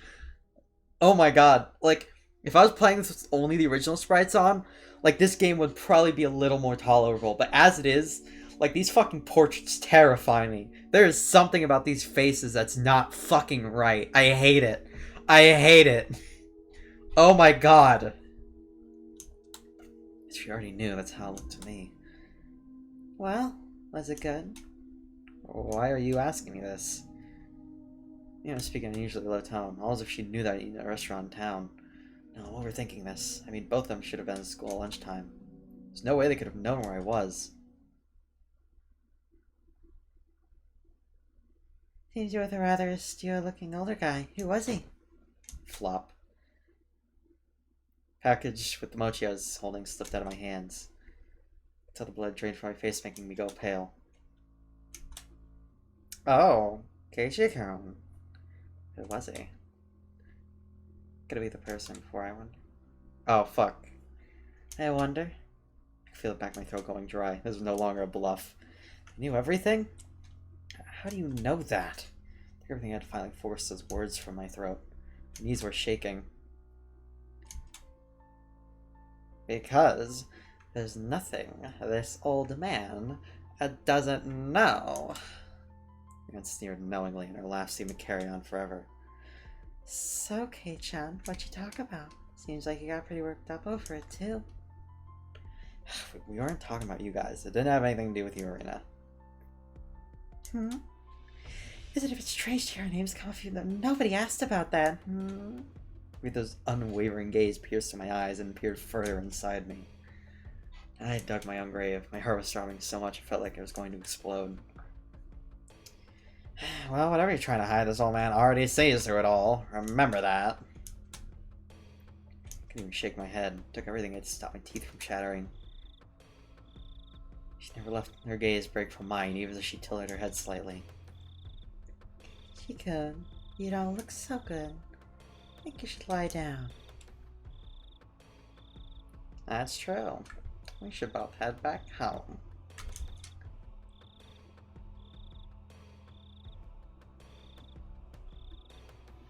As if nothing happened, they both giggled at each other and started making their way out. I had moved a muscle since I dropped the package of mochi. As I left, the door slowly closed behind them. All I could do was stare, as if I couldn't move until the door was completely closed. Just as the door was about closed, it opened again, slight with a sudden creak, setting my heart racing once again. A single eye peered through that narrow slit, and Mion's hawkish gaze peered at me once again. See ya, Kei-chan. Yeah. I'd hate it if you miss school tomorrow. Alright. Thud. The door closed. I wasn't able to move muscle even after their low daughter died off. Laughter died off in the distance, and the silence once again enveloped the room. Coming back to my senses, the first thing I did was lock the door. I knew what Oishi-san and I talked about. Why? How? No, that wasn't important. Thinking about it now, all of it could have been overheard. From the beginning when Oishi-san met me, just Mion said I couldn't hide anything. And what were they trying to tell me? That part was obvious. They were warning me not to say anything unnecessary. What did they deem unnecessary? I only talked to the Oishi-san about one thing. They were warning me that was unnecessary. What was it that Oishi-san talked to me about? The incidents involving Yashiro-san cursed that occurred every year weren't individual cases, but were connected as a whole.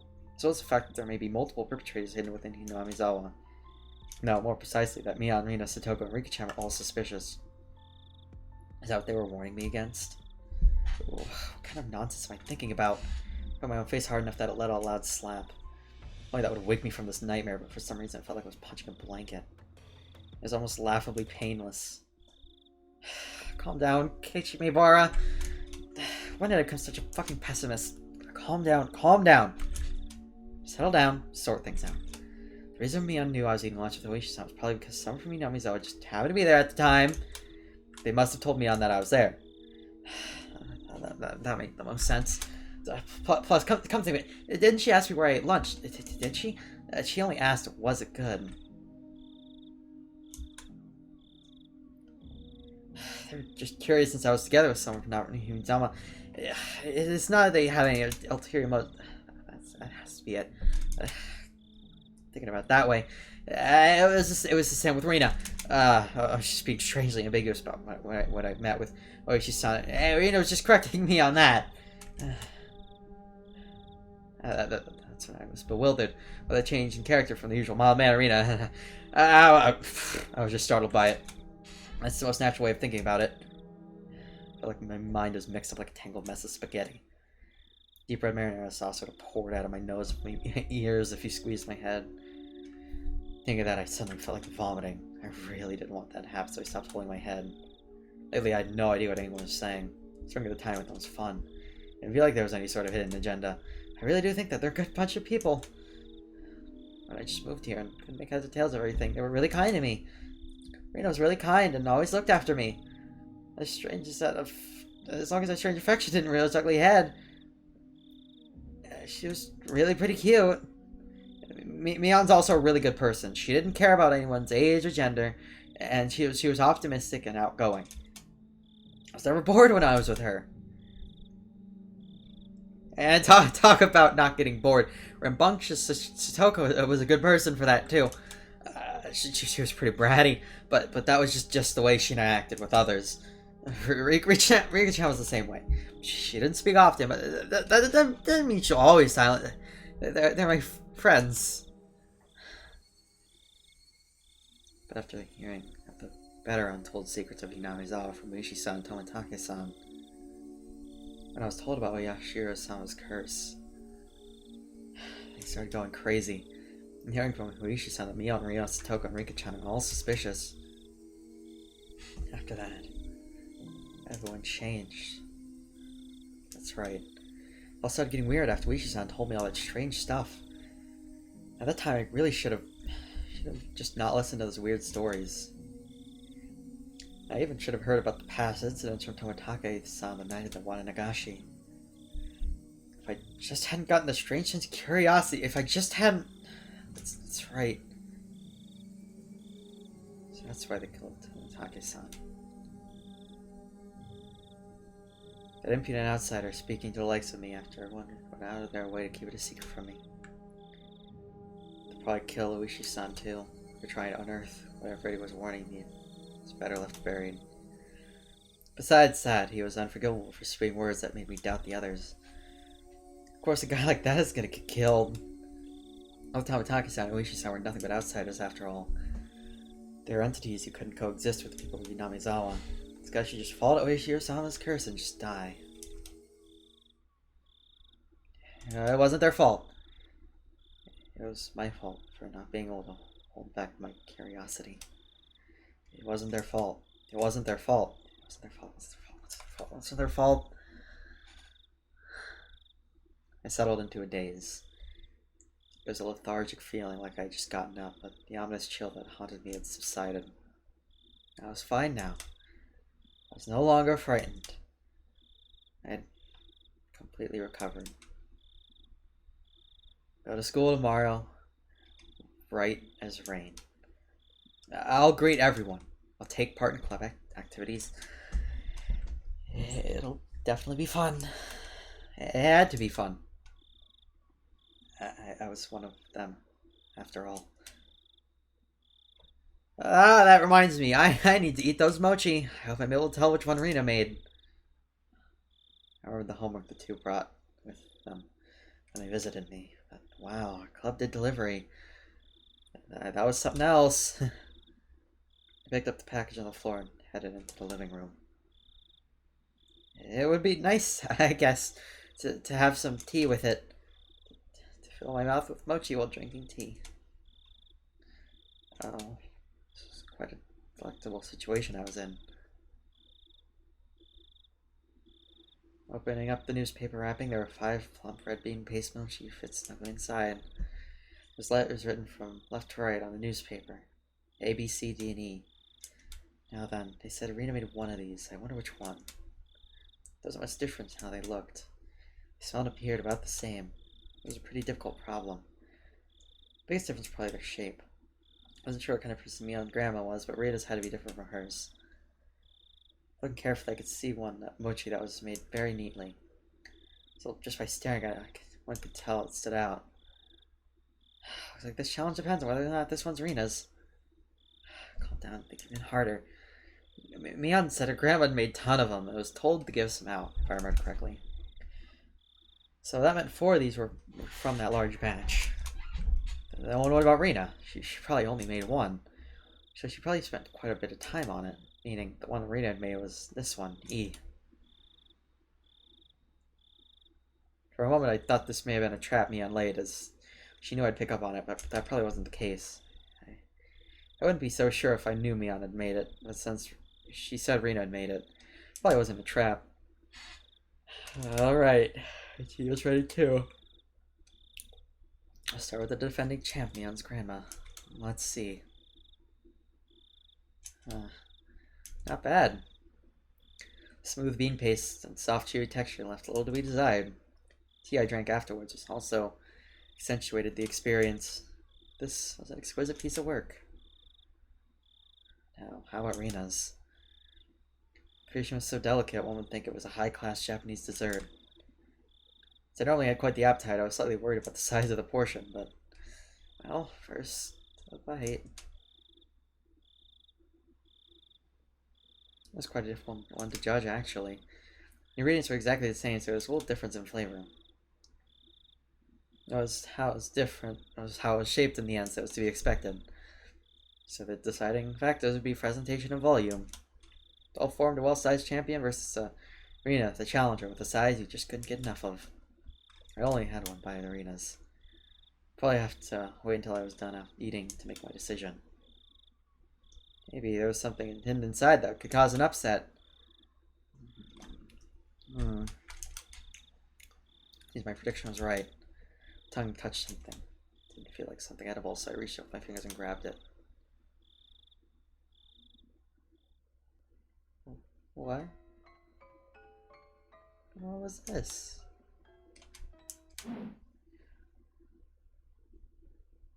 Before I could fully comprehend what it was, I threw away the rest of the mochi I was eating as fast as I could. Slammed against the wall, causing the bee jam to splatter. Then, after sticking for a moment, slid down to the floor. I was dumbstruck by my own actions. What was I doing? You got another way to make it for me. How could I? Dumbstruck, I looked down at the hand that performed such a vile act, and I remembered what I had taken out of my mouth. First I thought it was a hair, even though it was shorter than Mian's. Mina's hair was still quite long. It wasn't this short.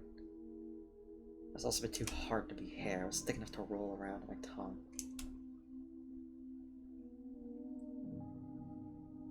There's a bit of metallic sheen on one end of it. Ah yes, there was a hole for where a thread goes through. I think it was a sewing needle. Yes, that's right. It's very much like a sewing needle. Exactly like one.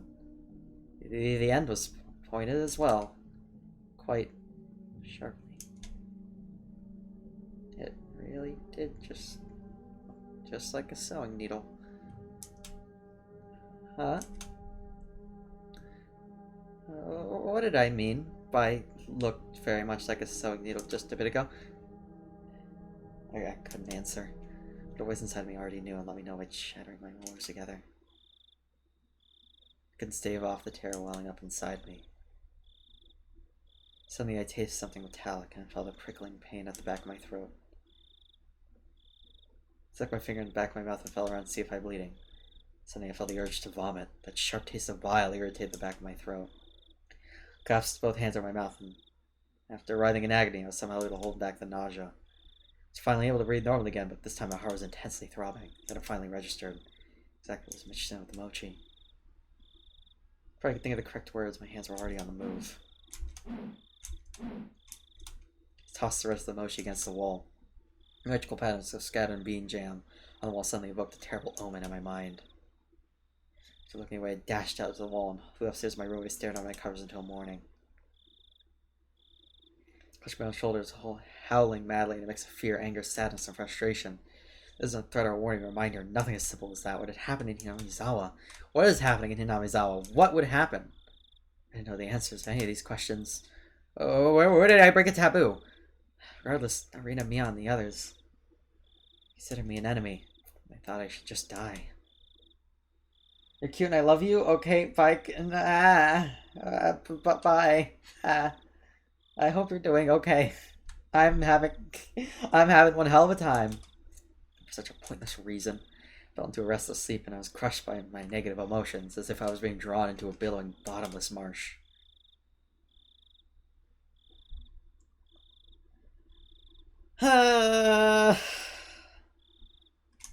Ever.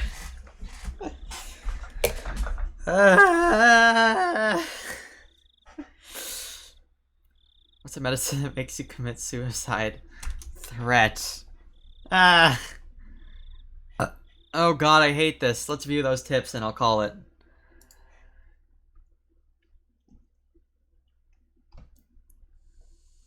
Let's get to the chase. Is there a drug that cut them to kill themselves? No, not directly, no.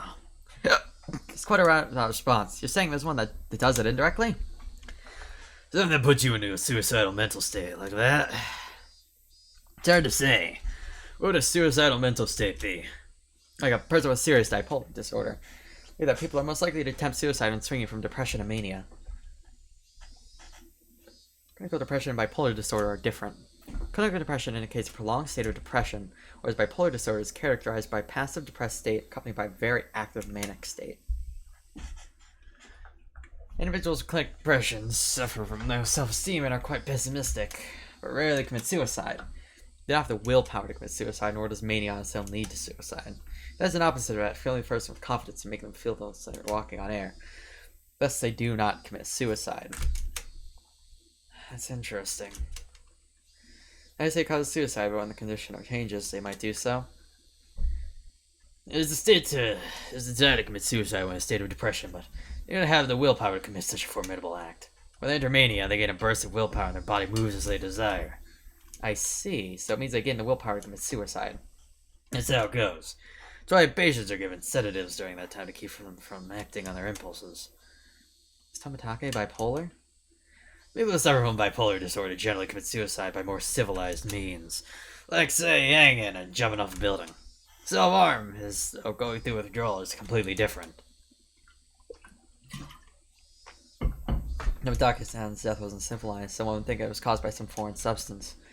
I said from the start, tell me what drug that caused someone to commit suicide. It reports that methamphetamine overdoses produce a condition that resembles bipolar disorder. It is a stimulant. Barbiturate overdoses also reported to cause erratic behavior. It's a sleep aid. There are no signs of stimulants. Are there any other possibilities? All I can think of is it's some sort of illness. Unlike Graves' disease, which affects the thyroid, is known to cause symptoms that resemble bipolar disorder, but Graves' disease has many characteristic symptoms of its own. Graves' exhibit none of them. I wonder, is something that could happen more spontaneously? Something that fits the case and would cause someone to want to commit suicide all of a sudden? Are you familiar with organic mental disorders? In short, it's a condition where the brain is out of whack due to physical injury or illness. It can be caused by drugs, but it can also be caused by physical trauma, encephalitis, a stroke, or even tumors. Basically, even without a drug, one can succumb to an irregular mental state. The deceased was surrounded after being chased. His life is in danger, right? Oh, it's just because it messed with his brain chemistry and he could have hit his head. Those factors combined with might have caused him to mutilate himself. It's a possibility. Could you explain to me in simpler terms? Basically, he knocked his noggin in the brawl and that made him go haywire. And this lady didn't have any intent to kill. Just smacked him in a bad place when he nicked some change. Two plump men laughed hoarsely. Of course it's not like that. Undoubtedly. It was habitable. Drug use is something mental. Deceased bodies hold the key. How are things on your end? Oh my goodness, look at the time. I need to get back sooner. Kubichel will get angry with me. Yeah, good luck. Best wishes. Best wishes. Okay. threat.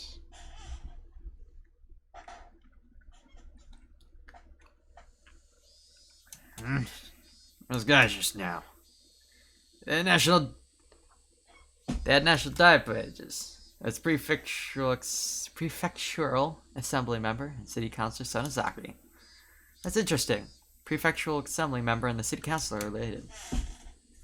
It's dirty is what it is. Shouting out each other's name during elections. While one's up for election, the other holds an assembly, and they double up their campaign activities, blatantly. I don't know much about this stuff, but isn't that against the rules of an election? As long as there are no prior consultation, there are no restrictions on their political activities. Guma-chan, the investigation division is going to be pretty tough for you. You should at least brush up on election policies. I'm not suited for the intelligence division, because I'm dumb. There's prefectural assembly member Sonozaki and city councilor Sonozaki. Also the mayor of Zamizawa. All of them involved with the Sonozaki family. What crap. So they were seen off by the department chief and the deputy chief. Came to me. That night when the chief invited me along to get some Oda, and I thought that was it.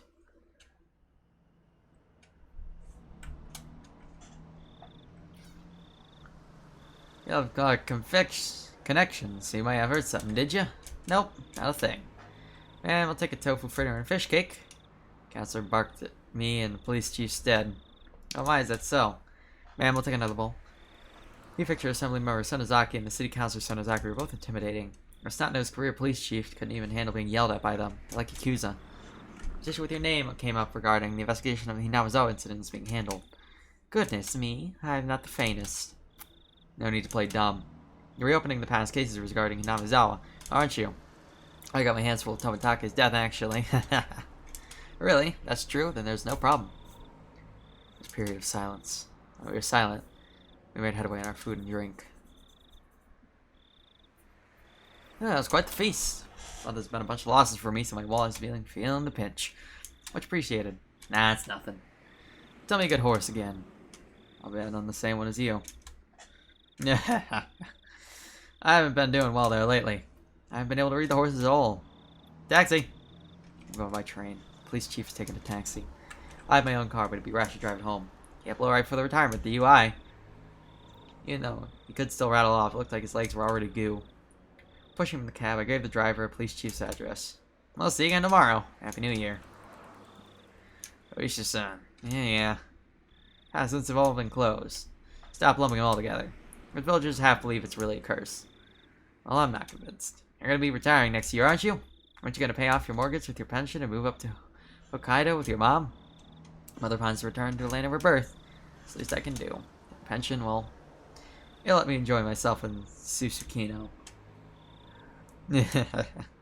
Police chief may issue a special retirement salary raise, he says. Public servant's pension is calculated based on the monthly salary, so if you were to get a raise for retirement, your bonus to your salary would be inflated. And get a heavy surplus of funds. That tends to be how it's done around here. Of course, it's not a custom that's thought of highly. The difference between us, the bonus, and the pension is quite a bit. Expect nothing less exemplary from our egghead chief. But, well, they say our salary is compensation for our hard work, but in the end, it really is just have to do with the passage of time. It's not something I can laugh at, but I'll laugh through it anyways. I don't think it's anything exemplary, but given how hard you work, it's not odd that you're getting that much of a pension. I'd like to get that much myself. If I can get it, well, of course I'd want it. Oh, you'll get it. You're not old after all. Sorry for pulling you up here, driver. Thank you very much. I was a little roughly interrupting the chief's conversation a bit rudely. Luckily, the chief still had something to say, but he just smiled wryly and waved. I waved in return. Cab sped up gradually and soon disappeared amongst the sea of lights. Oh man, what if I really can't repay that loan?